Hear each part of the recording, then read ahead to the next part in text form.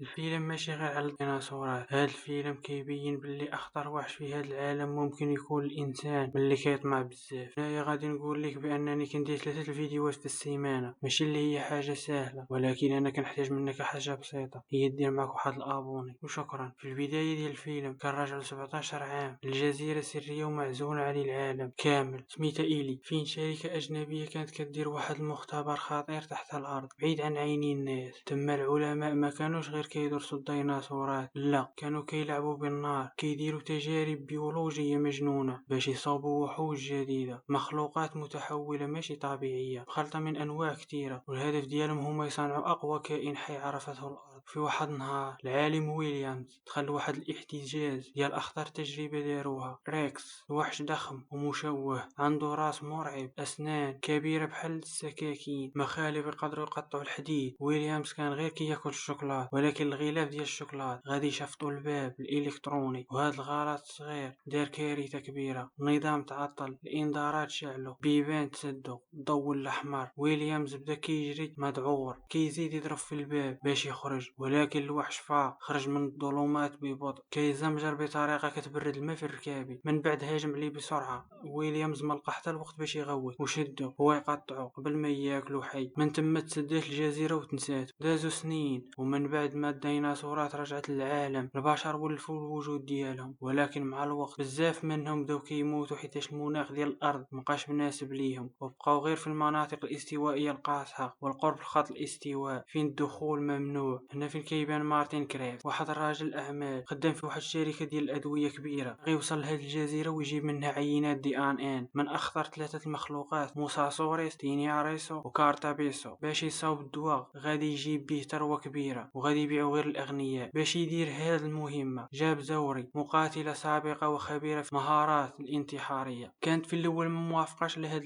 المغامره، ولكن مارتين كريبس قدر يقنعها، قال لها بان هاد الدواء غينقذوا به بزاف ديال البشر وبزاف ديال الناس اللي مراد بامراض خطيره، وهن ما قدرش تقول لا، ولكن كانوا محتاجين واحد العالم اللي يقدر يكون كيعرف الديناصورات بزاف. وهنا غيعرفوا هيرني، هاد الباحث الجيولوجي في عالم الديناصورات والحفريات، ماشي باش يصاوب الدواء ولا شي حاجه اخرى، هو غير عزيز عليه داك الشغف ديال الديناصورات وكيحبهم بزاف، وعنده الفكره بان الديناصورات عندهم الحق في العيش، ماشي الحق في الاستغلال من طرف البشر. وهنا كان خاصهم شي قائد يكون عنده الخبره، حيتاش اي مجموعه ضروري يكون فيها قائد. مثلا فريق ديال الكور ضروري القائد، فريق ديال الحرب ضروري قائد، ضروري قائد هو اللي كيعطي الاوامر. هنا غادي يمشوا عند واحد القائد سميتو دانكي. هذا القائد كان خدام في القوات المسلحه البحريه، وكانت خدمت معاه زوري من قبل. من تما تبنات بيناتهم واحد العلاقه قويه. في واحد الجهه اخرى غيدينا الفيلم، غتبان لينا واحد العائله كاينه في البحر، مكونه من 4 الاشخاص ومعاهم واحد الدري اخر. هاد الاشخاص هما روبين هو الاب، وبيتا ونيتور وايزابيل، ومعاهم واحد الشخص سميتو كازافي صاحب تيلوبيزا. روبين ما كانش كيحملو اطلاقا، كيشوفو ممل وما نافع لتا حاجه، ولكن فجاه البحر كامل كيتحرك. موساسوريس وحش خرج عملاق بحال جبل خارج من الماء، طلع من الاعماق وضرب القارب ديالهم ضربه واحده قلبه، كلهم تلاحوا في الماء. الصراخ، الرعب والموت في كل جهه. كازافي كان قريب يتبلع، ولكن نجا باعجوبه. ومني جات زوري والفريق كينقذوهم، بان ان الاخطر ماشي غير في البحر. سيسانوريس ضخم، بداو كيدوروا. هاد الوحوش عندهم ظهر كبير بحال الشراع، وفم طويل عامر بالاسنان القاتله. كانوا كيهاجموا بشكل جماعي. بوبي حاول يقاوم، ولكن واحد سيسانوريس خرج من الماء بحال الصاروخ، شدو من رجلو وجرو بقوه حتى قطعها. الدم عمر البحر. نينا حتى هي، وهي كتعاون وتشدات وتجرات الموت قدام صحابها. زوري واجهات موساسوريس فوق مركب صغير، وحش كان كيطفو فوق الماء باش ياكلها، ولكن هي بثقه ثابته وفي ضربه محسوبه ضرباتو بإبرة خاصه، خدات العينه ونجات غير بثواني. من بعد ما وصلوا للجزيره الرعب ولا كبر، الغابه عامره بالموت. طارق تلاقاو مع تيتانوريس، مخلوق ضخم ولكن مسالم بحال الجبل كيتحرك. هيرني تاثر بزاف حيت شاف العظمه ديالو وما قدرش يمتلك راسو، مشى عدو يجري، بينما زوري خدات العينه الثانيه. اما العائله مشات بحدها، بقاو كيهربوا بحدهم كازافيل كيبان فيه الخير، خصوصا ملي ولا كيدافع عليهم، ولكن الخطر كان في كل خطوة. واحد اللحظة جوج طرابون بانوا كيتابعوا كازافيل بصمت دايرين بيه بحال الشبح، وفجأة هبط عليهم ماطوريد وحش متحول بجناحين شرس بشكل مرعب، قتل واحد وخطف واحد. صباحو هما كيقلبوا على طريق النجاة، لقاو راسهم قدام اخطر صياد بري. ريكس كان ناعس حدا واحد الجثة، ولكن ملي فاق الارض اهتزات. الصراخ ديالو رجع الغابة بحال شي حرب عالمية اخرى. بدا كيطاردهم بسرعة، لا تصدق الاشجار كطيح والموت وراهم. العائلة هربات فوق طفو في النهر، وريكس كان قريب ياكلهم مرات عديدة، خصوصا ايزابيل الصغيرة. في جهة اخرى زورا وهيرني طلعوا المغارة كرينوتوريكس، وحش طائر